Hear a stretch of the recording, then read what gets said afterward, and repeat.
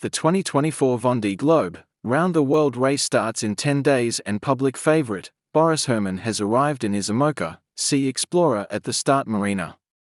In this video he talks about his dreams and his fears of sailing alone around the world at full pace.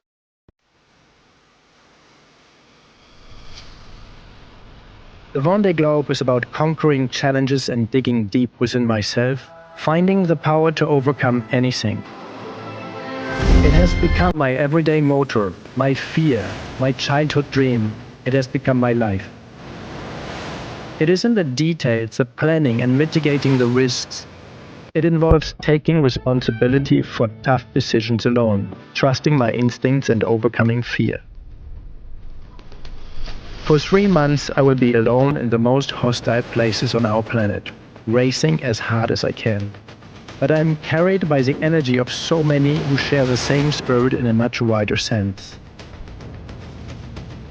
While broadcasting live from the boat, I will bring the public to the most remote parts of the ocean, including children who will follow our educational program.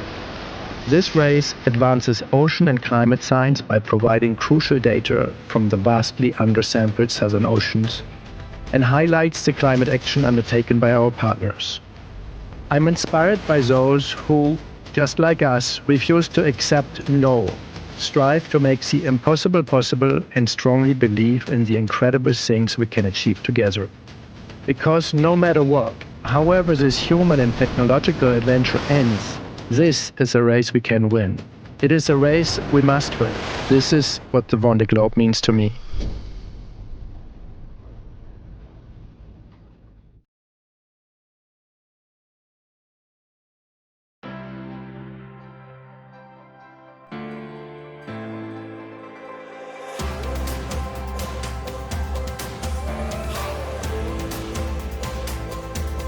This is your weekly global sailing highlights show, The World on Water, November 1st, 2024.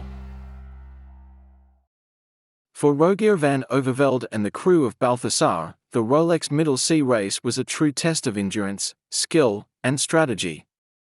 The Maxi 72 crossed the finish line at 13:40.25 CEST on October 22, 2024, delivering an outstanding performance that secured them the win in IRC Class 1. With an elapsed time of 3 days, 1 hour, 30 minutes, and 25 seconds, Balthasar's mastery of the racecourse was undeniable, finishing second overall under IRC. The boat I'm sailing on is named Balthasar. It's a family project. That's the whole idea, to combine my friends who are amateurs with a couple of his friends and a couple of professionals. It is just a really nice group of guys, and I'm really enjoying sailing with them, and I hope we're going to do much more, and this is only the beginning. It was a very challenging first night, a classic middle sea race. We had our fair share of carnage, you might say, but managed to escape it with all our fingers and toes intact. I think we've seen all of it. We've seen very windy downwind, windy upwind, no wind, and the beautiful islands around, so it was super cool. The boat is strong, much stronger than we thought.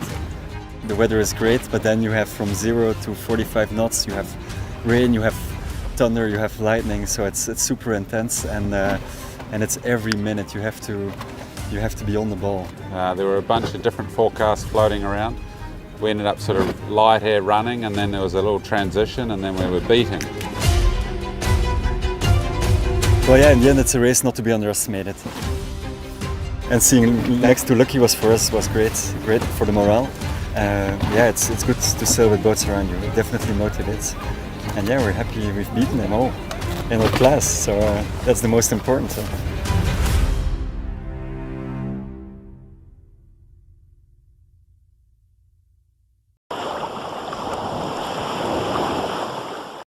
No two of the 67 starters in this year's PIC Coastal Classic were identical. That is where the handicap system kicks in, giving opportunity to any boat, no matter how big, small, new or old, to take away a victory based on how well they sailed the boat on the day. The first finishers took more than 14 hours to complete the course, the last more than 24 hours, making it one of the longer events in the race's history. Just 39 boats finished the upwind race. Auckland's Waitemata Harbour was a sight to behold. It was a dazzling spectacle of sailboats, all shapes and sizes. The 2024 PIC Coastal Classic was about to kick off. The air crackled with anticipation. It was a heady mix of salt air and excitement. The starting gun fired. The fleet surged forward. It was a mad dash to the first mark.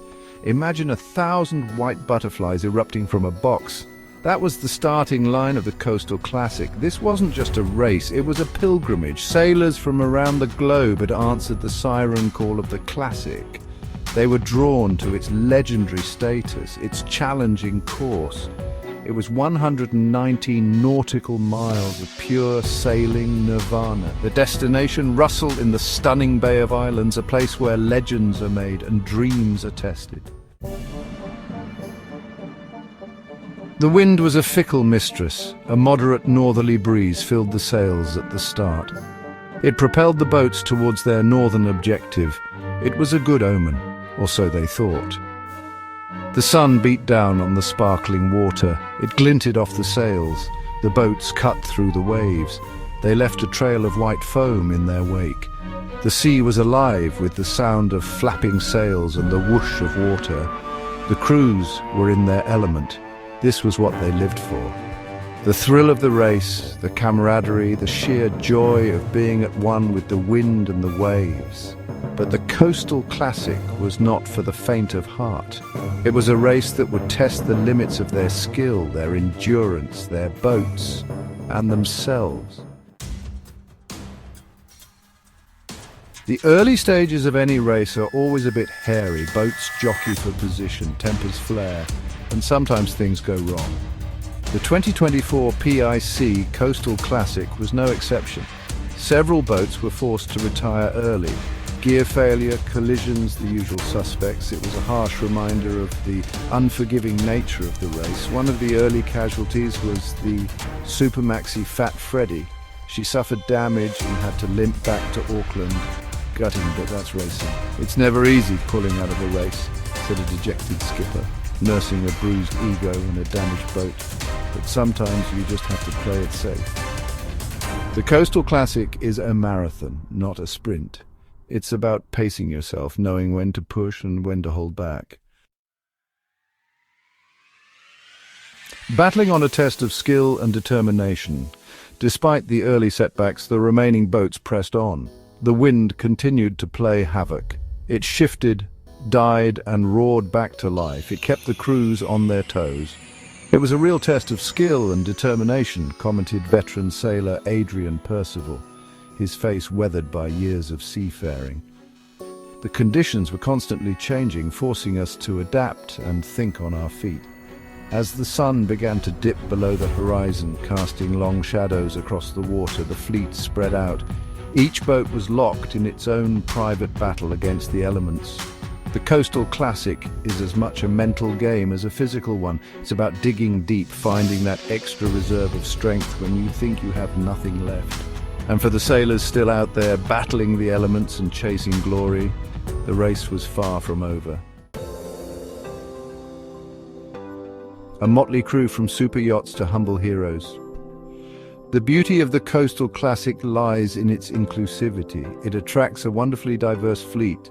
Sleek, high-tech super yachts rub shoulders with humble cruising yachts, each with its own story to tell, its own ambitions for the race. This year, the top 10 finishers were a real mixed bag. You had your usual suspects, the big boys with their professional crews, but you also had a couple of smaller boats sailed by passionate amateurs. One of the most heartwarming stories emerged from the heart of the pack. Osprey, a plucky little yacht crewed by a group of university students, was holding her own. They were giving the more experienced sailors a run for their money. It was a testament to the spirit of the race, where David can challenge Goliath. Camaraderie at sea, the unsung heroes of the Classic. The Coastal Classic is about fierce competition, no question. But it's also about something more. It's about the camaraderie that exists among sailors, a shared love of the sea, a respect for its power, a willingness to lend a hand when needed. Remember Fat Freddy, the super Maxi that had to retire early? Well, the crew of Romanza, one of the leading contenders for line honours, stopped to offer assistance. They sacrificed precious time to help a fellow competitor. It was a gesture that embodied the true spirit of the Coastal Classic. "We're all in this together," said Romanza's skipper, his words echoing the sentiments of many. The sea is a harsh mistress, and we have to look out for each other. It's this spirit of sportsmanship, this unspoken bond between sailors, that makes the Coastal Classic so special. The enduring allure of the PIC Coastal Classic. As the first boats crossed the finish line in Russell, exhausted but exhilarated, the sun painted the sky in hues of orange, pink and purple, a fitting end to another epic chapter. What captures the imagination? The challenge, the distance, the conditions, the allure of conquering an iconic course. The history, since 1939, a living testament to adventure. The people, from veterans to newcomers, united by passion, respect and love for sailing, thanks to PIC insurance brokers. Another popular skipper in the Vondee Globe race is Boris-Pip. She made this video as she set out from her home port of Poole-to-France to join the other yachts in the race village for the start of the race next week. Good luck, Pip. The day's finally upon us. Today I'm leaving our home port of Poole in Dorset and heading out for final sea trials, ending up in Les Sables for the start of the Vondee Globe race. Amazing a turnout on the quay this morning and people wishing me well, and all these boats on the water here. I can't believe it. I feel so supported and I feel so proud, and we're ready to race.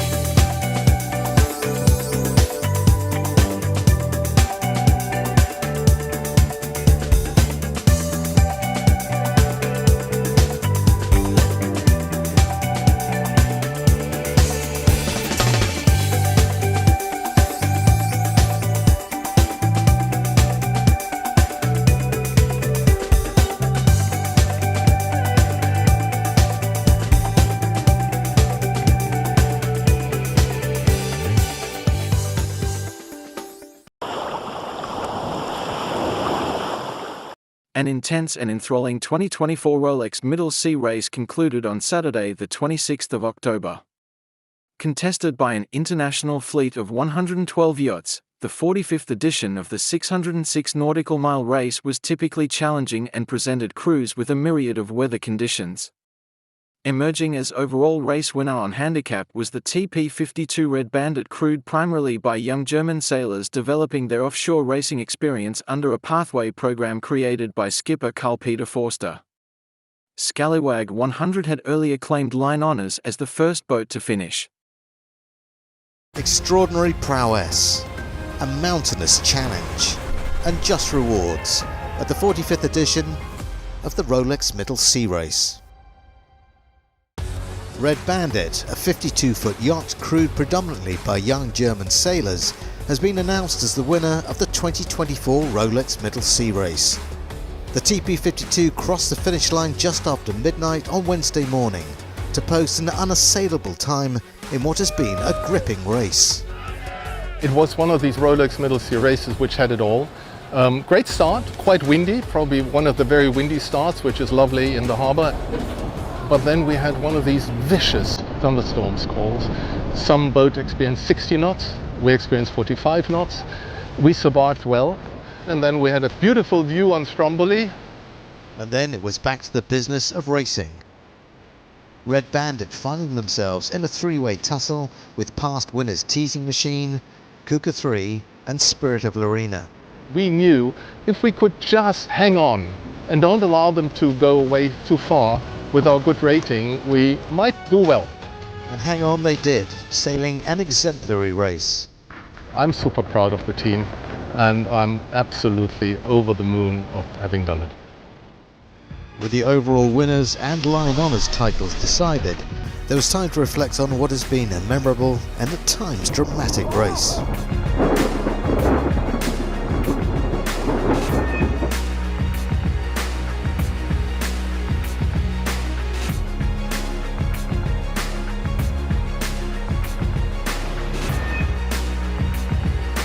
The overall winner of the Rolex Middle Sea Race is Red Bandit.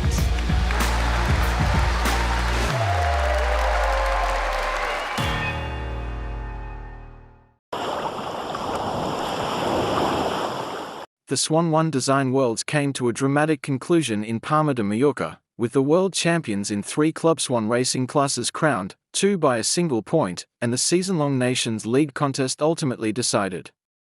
Boats from Brazil, Germany, and Spain took the top spots as world champions, with Håkan Lorentzon's Mamau, Brazil, claiming the Club Swan 36 title after overhauling overnight leader and 3-time race winner Black Battalion, with Eduardo Ferragamo's Cordilleon third.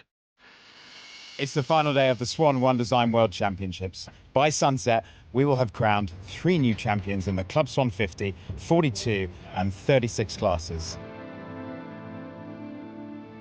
Racing will get underway from 10:30, 3 races are scheduled, and the excitement is building in the air. It's all set to unfold on the 4th and final day here in Palma de Mallorca.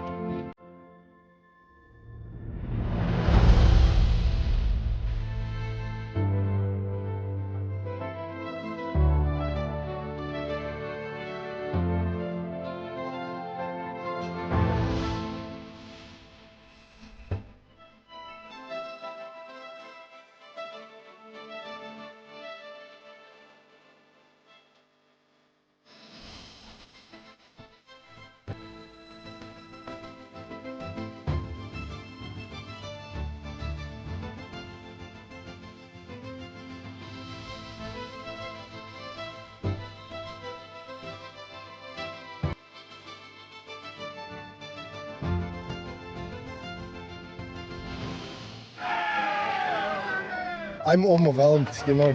This is only my 4th season with Club Swan, and I came to Club Swan 50 as a newcomer. Never sailed regattas before, so you can imagine how great I feel today. I think that the 42 class is very strong at the moment, and it's a pleasure to participate in all these events. I'm very proud, I'm very happy. I was 68 when I won my first World Championship in my life, and now I'm 70 winning the second one.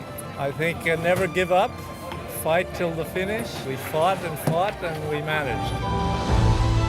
We managed to keep the team strong and in the end win, so I'm happy about that.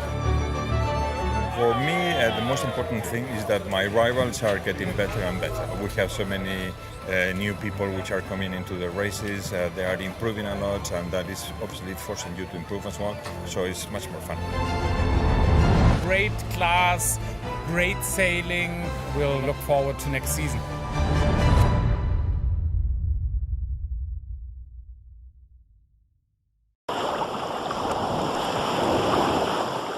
After 3 splendid days of variable, but mostly sunny weather and wind always between 15 and 20 knots, the 3rd edition of the IS Aero Youth Team Race European Championship, held in the waters of Susicu in Cagliari and organized by the Società Canottieri Ignusa and the Lega Navale del Solsize by delegation of the Italian Sailing Federation, ended with an extraordinary victory for Italy too. the Italian team, made up of Alla Susarello and Filippo Vincis, athletes of the Lega Navale del Solsize, in the lead after the round-robin concluded on Saturday, had to face the semi-finals on Sunday to try to reach the finals and aim for victory. Fortunately, the weather, which vented during the night in a heavy thunderstorm, on Sunday morning still reserved sunshine and perfect wind conditions of 10 to 15 knots, allowing the race committee to quickly continue with the program, which was completed.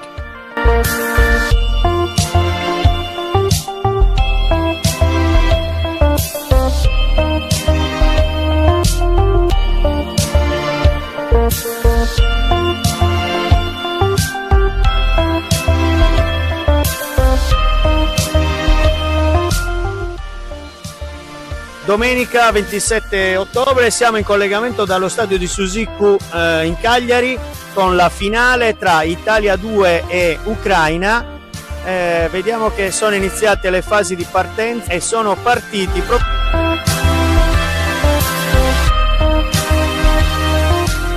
Boa 4, siamo in dirittura d'arrivo, l'atleta ucraina sta aspettando e naviga con Filippo Vincis, mentre Alice Susarello naviga al centro linea per andare a tagliare. Filippo Vincis taglia il traguardo.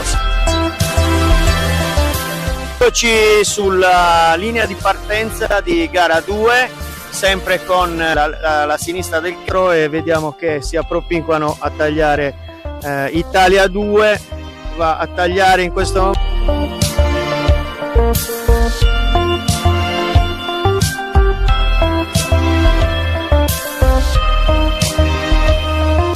Diciamo che siamo sotto controllo, si avvicina a tagliare il traguardo Alice Susarello, taglia in questo momento e vediamo a seguire Filippo Vincis. Taglia Filippo Vincis, vittoria di Italia 2, con Filippo Vincis che taglia il traguardo.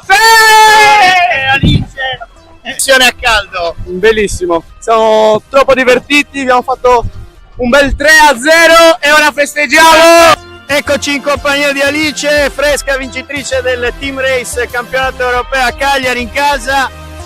Dici tutto!